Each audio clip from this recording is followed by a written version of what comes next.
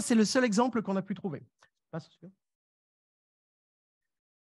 Alors, il y a un autre problème qui est complètement sous-estimé, c'est dans APT, si on parle d'espionnage, la lettre majeure en gras, c'est P, c'est la persistance.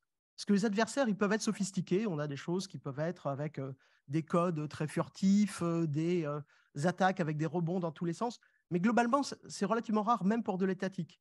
En revanche, la persistance, c'est plutôt la norme. Vous avez des attaquants, vous les sortez par la fenêtre, ils rentrent par la porte, vous fermez la porte, ils rentrent par la cave.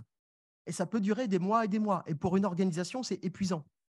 Vous pensez avoir mis l'attaquant dehors et il réapparaît par un autre biais. Vous avez un EDR qui sonne à l'autre bout du système d'information. Vous avez des systèmes d'information qui sont énormes, avec plus de 100 000 machines, avec des interconnexions dans tous les sens, avec leurs partenaires, leurs clients, leurs fournisseurs. Une partie de l'infra est dans le cloud. Et couvrir cette surface, c'est très, très difficile. Trouver où l'adversaire est dans cette surface est très, très difficile. Et en fait, on rentre dans un jeu de whack-a-mole où vous avez un attaquant qui sort à un endroit, vous tapez dessus, il ressort de l'autre côté. Et à la fin, il y a des organisations qui laissent tomber. C'est-à-dire qu'elles se disent, bah, je vis avec un pirate sur mon système d'information. Bon, il y a des exemples notoires qui sont sortis dans la presse il y a quelques années. Mais arriver à un certain stade, ça coûte tellement cher, ça prend tellement de temps, ça paralyse tellement la DSI que y en a qui disent, bon, bah, on va dire que c'est terminé. Et puis, bah, l'attaquant est toujours là, mais franchement. Alors, si c'est du rançongiciel, hein, c'est simple, la sanction, elle est rapide. Il y a des gens qui se sont fait chiffrer plusieurs fois, qui ont fait des remédiations de bricolage, qui se sont fait refait chiffrer. Si c'est de l'espionnage, c'est plus pernicieux, parce qu'évidemment, l'espionnage, ça vous tue pas d'un coup, ça vous saigne petit à petit. Mais ça a des effets très réels. Hein. Il y a quelques semaines, on traitait, dans le cas une compromission d'une relativement petite entreprise, et on avait le dirigeant et fondateur qui nous disait, mais ce qui a été sorti là, c'est 20 ans, plus de 20 ans de travail. C'est tout ce qu'on a fait. J'ai 15 employés. J'ai créé ça à la sortie de la fac. Et bah oui, tout est parti. Tout est parti parce que la PME s'est faite pirater et vider par des attaquants sans doute étatiques. Donc c'est aujourd'hui quelque chose qui est plus pernicieux, moins vu. Enfin, typiquement, avec les gens qui font la réponse incident avec moi, on a imprimé des mugs sur lesquels il y a marqué la prochaine fois, je dis que c'est un rançongiciel, parce que quand on appelle les gens, on leur dit bonjour, c'est l'ANSSI. Bon, c'est rarement une bonne nouvelle. C'est pas pour le calendrier, c'est que on pense que vous êtes piraté. Et là, la première question, c'est est-ce que c'est un rançongiciel? Non, c'est pas un rançongiciel. Et la réponse est généralement bon, bah là, repassez dans quelques semaines. Non, ça marche. Et les attaquants, si on n'arrive pas à les mettre dehors, ils restent durablement, ils restent efficacement. Et surtout, bah, pour les attaquants, le piratage, c'est souvent un travail d'équipe. Donc, ils se relaient, ils n'ont que ça à faire. Ils travaillent sur plusieurs victimes à la fois. Ils partagent leur savoir-faire. C'est leur boulot. Pour une DSI, lutter contre un attaquant, c'est quelque chose qui les prend à plein temps et ce n'est pas censé être leur boulot principal. Alors, les constats, c'est qu'aujourd'hui, on a des compromissions catastrophiques à une échelle colossale. Quand il y a des destructions, eh bien, c'est insurmontable. Si ce n'est insurmontable, en tout cas, c'est insupportable pour les organisations à un point tel souvent que les DSI ou les directions d'entreprise, vous en tirez à 2 millions, vous en tirez bien, vous êtes entre 5 et 10 millions, c'est pas mal. Je considérais ça comme délirant. Et en fait, quand on considère les pertes de production, le temps dédié à traiter un incident, la complexité des reconstructions des environnements applicatifs, sont des sommes qui s'atteignent assez facilement. Les recompromissions sont assez fréquentes, c'est-à-dire que qu'il y ait des systèmes compromis au sein d'un système d'information, c'est banal. Tout le monde a à un instant donné un virus sur un poste ou sur quelque chose comme ça. Par contre, ce que l'on voit assez fréquemment, c'est que des gens qui ont été compromis se refont pirater totalement. Et par totalement, je veux dire à grande échelle ou simplement en profondeur parce que leur système de gestion d'identité, leur système d'administration sont compromis, assez fréquemment après avoir pensé avoir solutionné le problème. Bref, le constat aujourd'hui, c'est que les sorties d'incidents de sécurité, c'est quelque chose qui est lacunaire et sur lequel il y a des axes d'amélioration qui sont conséquents. Alors, après cette introduction qui se voulait un peu plus courte, mais bon, on essuie les plâtres, peut se présenter. Donc, Christophe Renard, je travaille à la sous-direction opération, qui est la partie de l'ANSSI qui fait les opérations de cyberdéfense, plus précisément à la division réponse. Et je suis en charge du pilotage du sujet remédiation dans la réponse à incident depuis quelques mois. Giacomo, je te laisse te présenter. Je pense qu'il a allumé. Donc, moi, c'est Giacomo Martinelli. Je travaille au sein de la division industrie et technologie qui s'occupe disons, la politique industrielle de l'ANSSI. Et moi, tout particulièrement, je suis en charge des prestataires de cybersécurité, donc les prestataires d'audit, de réponse à incidents, de détection, de conseil. Et c'est au sein de la sous-direction expertise. Donc, plus précisément, donc ça, c'est plutôt ma slide à moi. Oui. On va pas échanger de place pour une slide. Donc, ouais, au pire. Ouais. Donc, qu'est-ce que la politique industrielle de l'agence? Donc, comme le dit un peu ce... Ouais. Donc, comme l'indique un peu cette situation, c'est concevoir, développer et mettre en œuvre la politique industrielle et technologique de l'agence. Donc, ça se décompose en trois grands axes. Le premier, c'est connaître.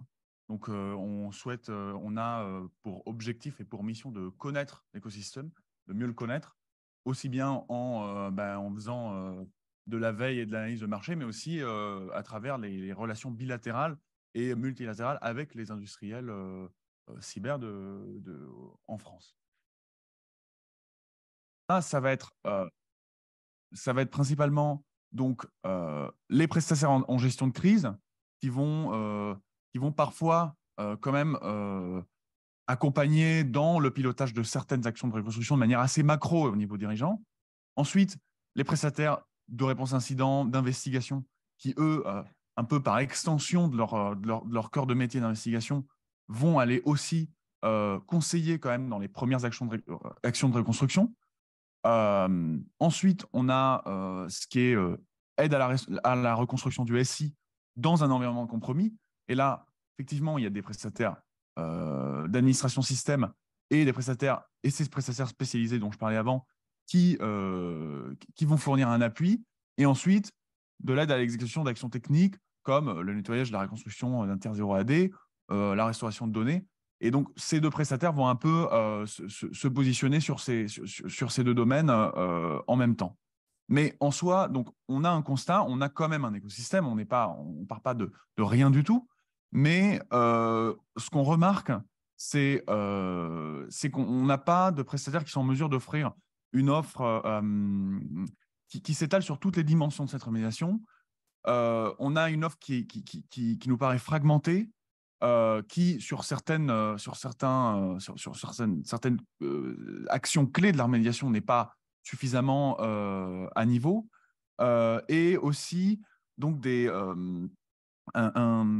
vocabulaires qui sont peu homogènes entre les différents offreurs de la réponse à incident et de la remédiation. Le simple terme de remédiation n'est pas employé de la même façon suivant telle ou telle société, suivant telle ou telle spécialité. Et donc après, quand le prestataire va aller voir un client, un bénéficiaire, ben, déjà qu'au sein de l'écosystème lui-même, il n'y a pas un langage homogène. Si ensuite il va voir le bénéficiaire, même entre le bénéficiaire et le prestataire, il n'y a pas un langage homogène. Donc on va se retrouver avec finalement même des frictions lors des opérations qui sont dues à à une difficulté de trouver un langage commun. Voilà. Alors, la conséquence de ne pas avoir une identification de l'expertise spécifique en remédiation, c'est déjà que les intervenants ne sont pas identifiés. C'est-à-dire qu'on a fréquemment des gens qui sont victimes d'un incident, d'une compromission, qui commandent une prestation et disent bah, c'est bon, j'ai commandé une prestation de réponse à incident. Et en fait, ils se retrouvent avec des gens qui leur livrent des rapports d'investigation. Alors, de plus en plus, clairement, hein, les gens qui font de la réponse à incident, Giacomo l'a dit, ils étendent un peu leur rôle et on voit typiquement des interventions à 3 personnes, dont il y en a un qui est le chef de l'équipe, le responsable d'équipe, qui va aussi porter un rôle dans l'assistance de la gestion technique de la crise. Mais de la part des commanditaires, il y a souvent vraiment une surprise de « Ah ben, je n'ai pas demandé une aide complète, j'ai juste commandé une investigation ». Et c'est le cas, clairement, hein, dans les PRIS, le référentiel PRIS, il spécifie des gens qui sont des spécialistes de l'investigation.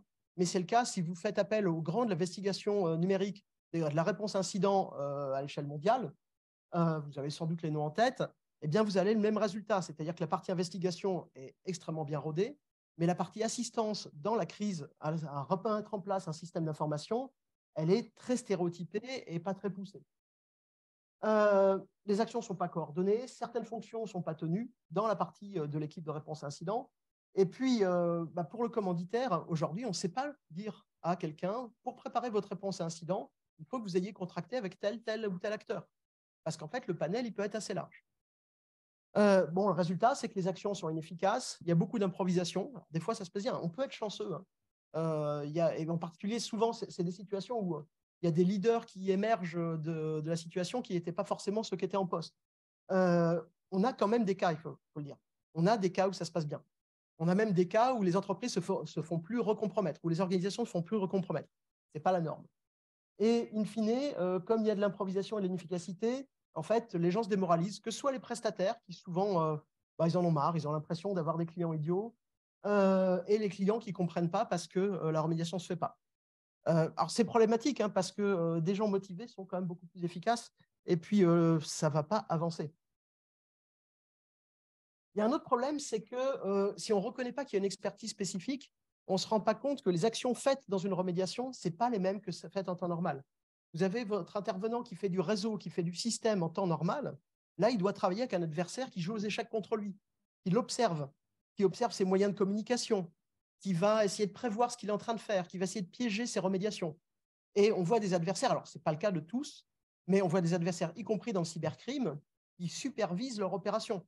On peut supposer que dans le cas des attaques sophistiquées, la supervision elle peut aller très loin. Parce que si en face de vous, vous avez un service d'espionnage, il y a peut-être du renseignement humain, il y a peut-être des interceptions, il y a peut-être tous ces trucs-là.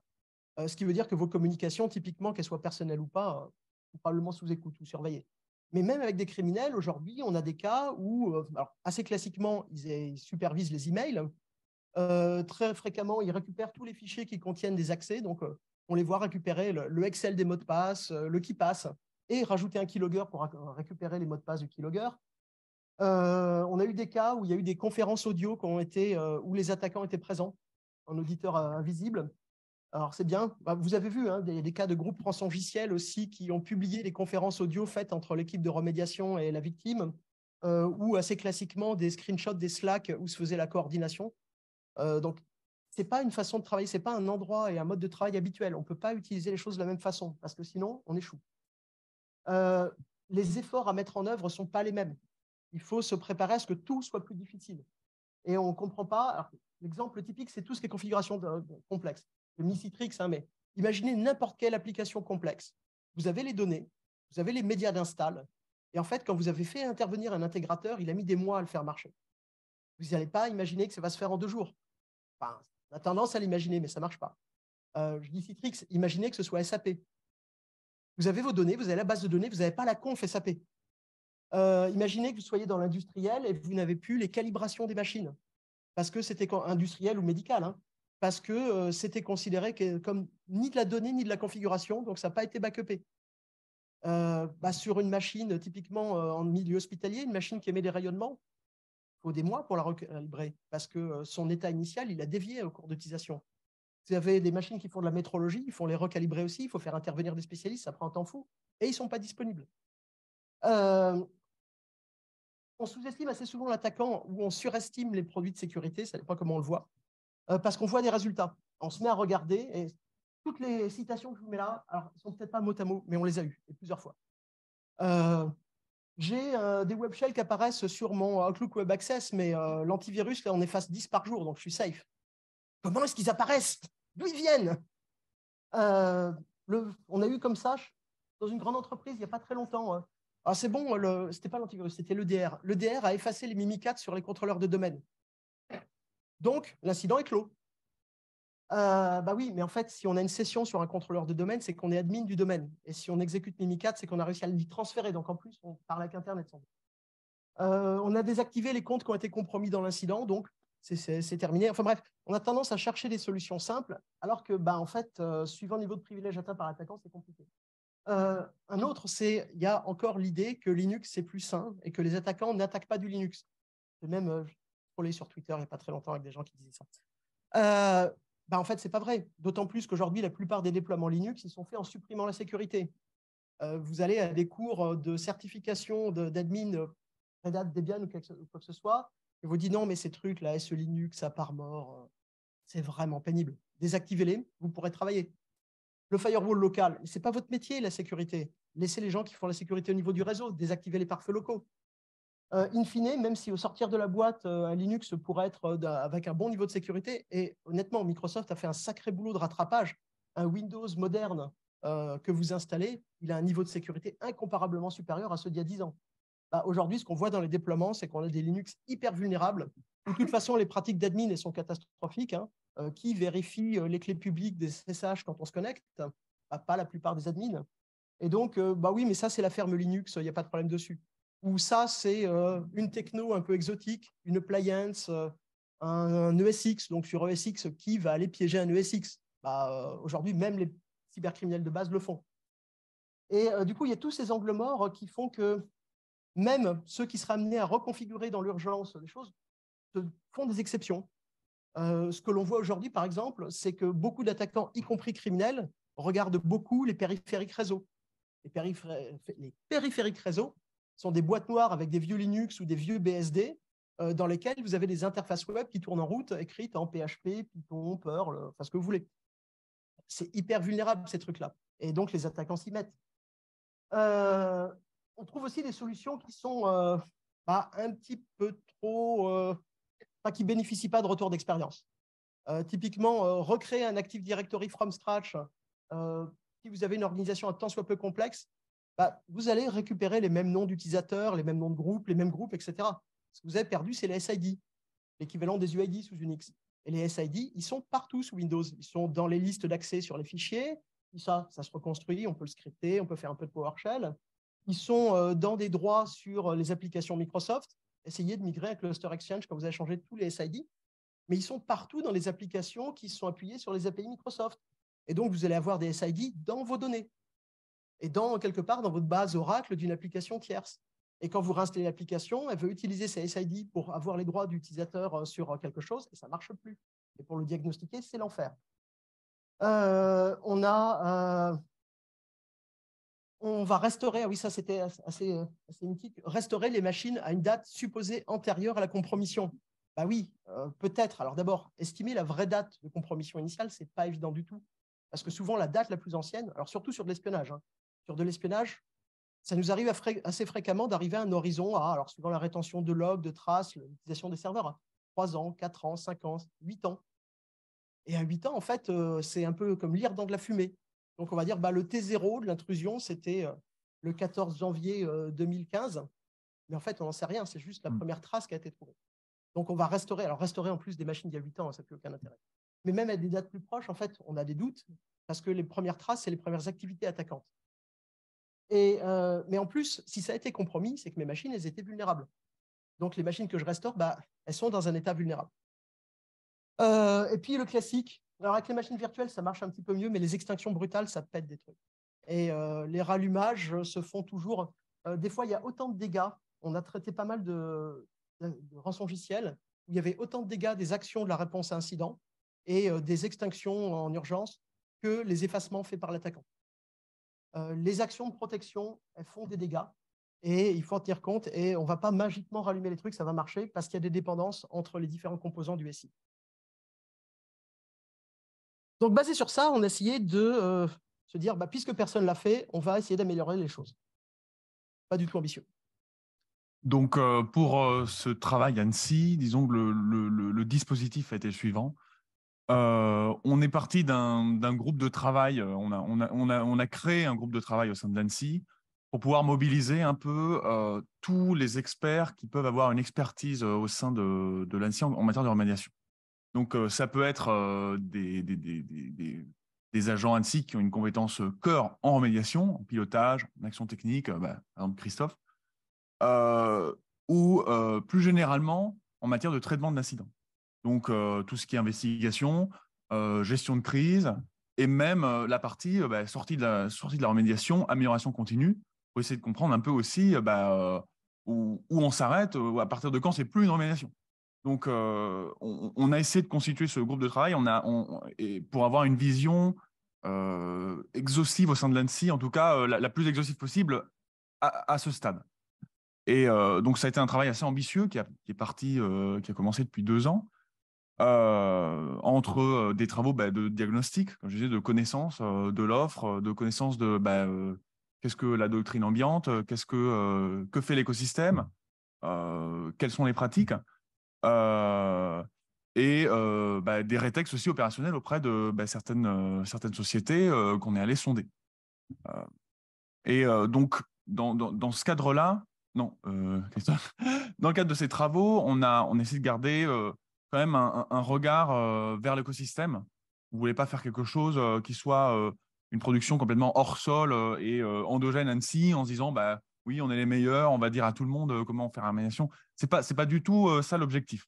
On a voulu garder une connaissance du terrain, et parce que parfois le terrain développe des pratiques qui sont originales, qui sont créatives, et on voulait savoir aussi qu'est-ce qu'il faisait. Donc, on a mené des consultations, on a eu des échanges réguliers avec certains prestataires sur les pratiques, sur les offres existantes, sur les pistes de réflexion qu'on avait en cours. Et donc, vas-y Christophe. Et donc, la conclusion de tout ça, ça a été qu'il fallait que la première étape soit de partager la vision Annecy sur l'art médiation, sur les bases de l'art médiation, pas sur l'art médiation. On n'a pas pour ambition de donner une recette de l'art médiation et à partir de quand on lit les travaux de l'Annecy et c'est fini. On sait comment faire l'art médiation, c'est pas comme ça. C'est vraiment des piliers doctrinaux. Et les objectifs, donc, c'est faire un peu plus émerger un écosystème en remédiation, sans dire qu'il n'est pas inexistant, mais au moins qu'il se structure, qu'il se construise, qu'il monte en compétences, rendre un peu plus lisible les offres face à ce marché qui est fragmenté, construire des bases d'un langage commun entre prestataires, entre bénéficiaires, et rendre un peu plus homogène les pratiques d'intervention qui actuellement sont très diverses et sont pas très unifiées. Donc, voilà.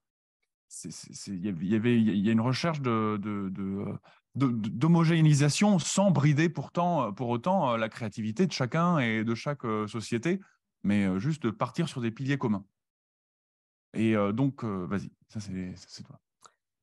Alors, un des points importants qu'on a trouvé, c'était déjà définir du vocabulaire. Et par quoi on a découpé les actions de la remédiation, c'est ce qu'on a appelé E3R. C'est en fait le découpage en endiguement. La première partie, la réponse à incident, on essaye de freiner la progression de l'attaquant, on essaye de diminuer les impacts, on essaye de s'assurer que l'extension de l'incident reste limitée. C'est l'éviction. Donc, en fait, j'en ai parlé. Hein. L'éviction, c'est juste recréer un cœur de confiance. À l'ANSSI, on a souvent utilisé le vocabulaire bascule. Microsoft, qui en faisait un peu avant nous, a parlé de Eviction Day. C'est vraiment le jour où on reprend la main sur une partie du système d'information de façon certaine. Et puis ensuite, on rentre dans une éradication, qui est la recherche systématique de toutes les traces de l'attaquant et des endroits où il a encore le pied pour le virer. Chacune de ces étapes, évidemment, elle n'a pas une durée égale. Hein. L'endiguement, ça peut être assez long. L'éviction, ça va prendre de quelques heures à quelques jours. Et l'éradication, ça dure des mois. Il y a un moment où on s'arrête. Mais au service de ça, il y a aussi toutes les actions de reconstruction parce qu'il faut recréer les briques du système d'information, que ce soit des socles comme les installations de système, les hyperviseurs, les architectures réseau qui sont souvent révisées, mais aussi derrière la reconstruction de tout ce qui est reconstruction des applications et de leur configuration, et puis remise en production des données. On a aussi essayé d'inscrire ça dans une logique de temps. En fait, ce qu'on a réalisé, c'est qu'on avait des déroulements de temps très différents au cœur des crises, et en particulier, on a distingué une notion de temps chaud. Qu'est-ce que c'est pour nous le temps chaud? C'est le temps chaud de la DSI. C'est le temps où la DSI ne fait pas autre chose, ou fait principalement s'occuper de l'incident. Ce qui est différent du temps de la crise, parce que la crise, qu'est-ce que c'est finalement? C'est un mode exceptionnel de pilotage de l'organisation. C'est un mode où l'architecture habituelle, la hiérarchie habituelle des pouvoirs est réorganisée pour réagir plus vite, avec un pilotage qui est souvent plus serré et avec des décisions qui sont prises différemment. Et ça coûte vraiment très cher à l'organisation. Et en général, l'idée, c'est de sortir de la gestion de crise le plus vite possible. Donc, derrière, on a un suivi de la sortie avec un démantèlement progressif des instances exceptionnelles. Donc, nous, on inscrit la remédiation dans cet espace-là. Les premières mesures, c'est l'endiguement, au moment où la gestion de crise commence, où on rentre dans le temps chaud pour la DSI. À ce moment-là, la partie connaissance, compréhension de ce que fait l'attaquant, on est dans la détection, dans la qualification. Ensuite, on commence à faire de la reconstruction, on vire l'attaquant des cœurs de réseau, et puis on va rentrer. Et en fait, l'éradication, souvent, elle s'étend encore un petit peu après. Mais on va essayer de re-rentrer le plus possible vers le cycle normal de sécurité, en fait. Vers le moment où on sait que l'adversaire a plus d'emprise critique et où on peut continuer à faire de la supervision de sécurité normale. Donc nous, pour structurer ces travaux et structurer le partage de cette vision, le besoin qu'on a vu, c'est d'initier un corpus documentaire. Donc, un corpus de 3 documents, donc on va le voir un peu plus tard, dont donc, le premier objectif, c'est de sensibiliser le niveau décideur, en expliquant aussi au décideur que lui va devoir aussi être impliqué dans la médiation. Ce n'est pas que un ensemble d'actions techniques et opérationnelles, et que finalement, il y a des arbitrages assez simples et assez, enfin, je veux dire, il n'y en a pas beaucoup, mais il faut qu'ils les prennent, il faut qu'ils prennent des décisions. Et ces arbitrages ont des impacts en termes d'étalement des coûts de la remédiation dans le temps, en termes de temps de reprise en main. Et voilà, donc ça, c'est le premier objectif. Ensuite, c'est de poser un vocabulaire et des concepts clés. Donc, encore une fois, c'est pour fixer des bases doctrinales, c'est pour commencer à orienter les acteurs de la remédiation, mais voilà, on veut un peu lancer une bouteille à la mer et voir un peu comment les prestataires et pas que les prestataires, les fournisseurs de solutions, Les intervenants. voilà, les intervenants vont se saisir, et les bénéficiaires vont se saisir de ces bases doctrinales, de ces piliers doctrinaux, pour ensuite eux-mêmes construire leurs offres de manière complètement autonome. Ensuite, on a voulu, à travers ce corpus, donner un cadre aux actions d'opération, aux actions opérationnelles et aux actions techniques d'organisation. Et donc, on a voulu permettre donc, à l'opérationnel et à l'exécutant technique de pouvoir partir de quelque chose, d'une base écrite. Bon, au vu de la densité des documents, il vaut mieux l'avoir lu avant quand même, le document, parce que Mais en tout cas, ça peut être, ces documents pourraient être utilisés donc avant pour déjà partir de quelque chose, et aussi pendant les opérations, parce qu'on a voulu quand même rester assez simple et synthétique, et en tout cas, voilà, assez pédagogique. Et ensuite, donc, le dernier objectif, donc compléter, rendre un peu plus cohérente l'architecture des différentes publications ANSSI existantes, parce qu'actuellement, donc, on a des productions, on a de nombreux guides de doctrine ANSSI, on a des guides de gestion de crise. Finalement, il y a un peu un trou, c'est la remédiation. Après, bon, il y a d'autres trous, mais en tout cas, voilà, c'est essayer de compléter cette architecture pour lui donner une cohérence, et pour que aussi, voilà, tout public intéressé puisse rapidement se saisir de chacun de ces guides et de manière cohérente. Donc, plus précisément, c'est quoi ce corpus? Ce corpus, c'est tout d'abord un volet stratégique où on va, de manière très synthétique, expliquer quelles sont les clés de décision, les bases de la remédiation, on contextualise la remédiation et on explicite les arbitrages à réaliser. Donc ça s'adresse à des dirigeants, à des membres de COMEX, voilà. Après, ça peut bien évidemment intéresser aussi les opérationnels et les techniques. Mais en tout cas, ça, c'est la cible clé, c'est à qui on s'adresse. Ensuite, il y a un volet opérationnel, qui, lui, s'adresse plus à des pilotes opérationnels, des pilotes de CERT, des pilotes, des pilotes opérationnels, des DSI, RSSI au sein des structures des bénéficiaires. Et lui, donc, il va expliciter une méthode, essayer de tracer une méthode de comment on gère les actions, sans forcément délimiter toutes les actions à faire. Mais c'est plus comment je fixe mes objectifs et mes actions. Et expliciter aussi des scénarios types dans le cadre de la remédiation. Et ensuite, un volet technique qui, lui, va faire un focus sur un certain aspect de la remédiation. Donc, on commence par un document sur la remédiation du tiers zéro Active Directory. Donc, lui, il va s'adresser plus à des exécutants techniques on a l'objectif, c'est pour ça qu'on les appelle des volets et pas des documents, c'est d'enrichir quand même ce corpus, surtout au niveau technique, opérationnel. Donc, qu'est-ce qu'on veut faire, hein? C'est quoi la suite?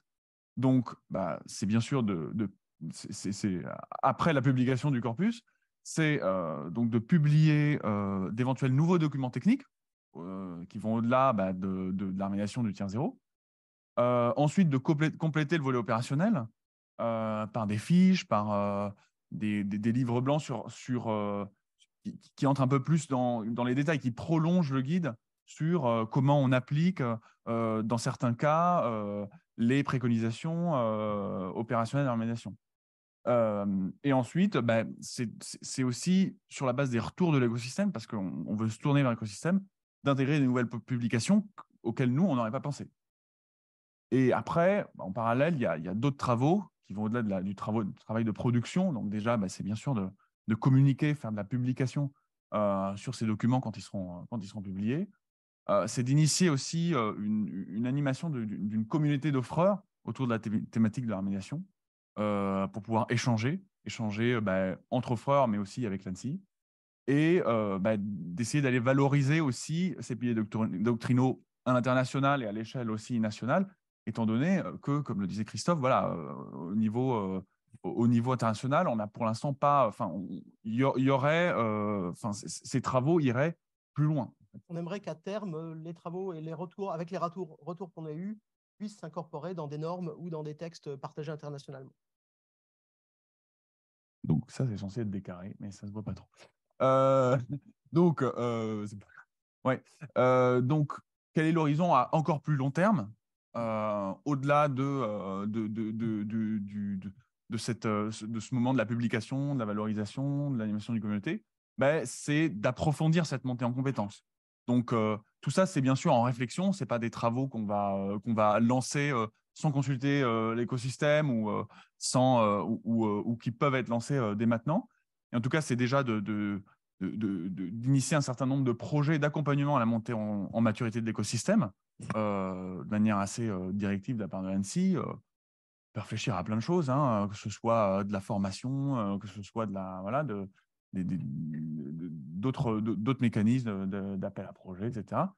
Et ensuite, donc, comme le disait Christophe, voir un peu si on ne peut pas contribuer à des travaux normatifs ou réglementaires, euh, sachant que, par exemple, une nouvelle portée dans le référentiel prise de l'ANSSI, dans le sens, ce serait un peu prématuré, parce qu'on ne veut pas, justement, imposer des exigences à des prestataires de manière figée, alors que ça se trouve, ils ne font pas comme ça, et se retrouver finalement avec quelque chose de trop rigide et qui ne serait pas assimilé, qui ne serait pas en phase avec ce que fait l'écosystème. Donc, on ne veut pas aller trop vite non plus. Et la suite, bien sûr, elle dépend de vous. Elle dépend de la façon dont l'écosystème va se saisir de ces guides, dont les échanges vont s'établir, dont les retours d'expérience, les retours de l'écosystème sur ces guides vont nous parvenir. Ça va aussi reposer sur une participation à cette communauté qu'on voudrait créer.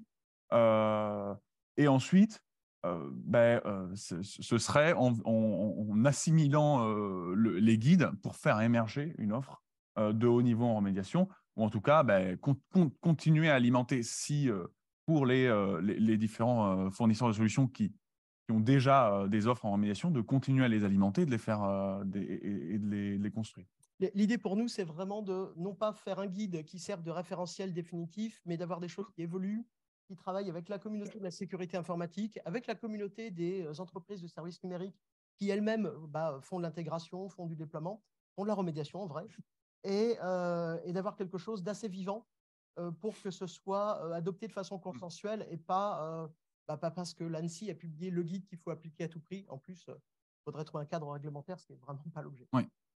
Pour l'instant, nous, dans ce travail de production, on a fait de la consultation, on a échangé avec différents fournisseurs de solutions.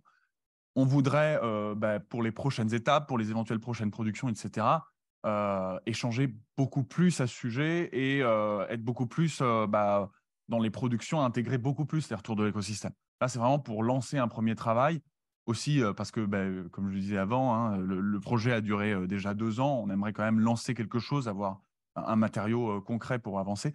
Mais ensuite, on a l'objectif, dans cet enrichissement de cette pyramide que je montrais avant de documents, d'échanger davantage et de recevoir davantage de contributions de la part de l'écosystème.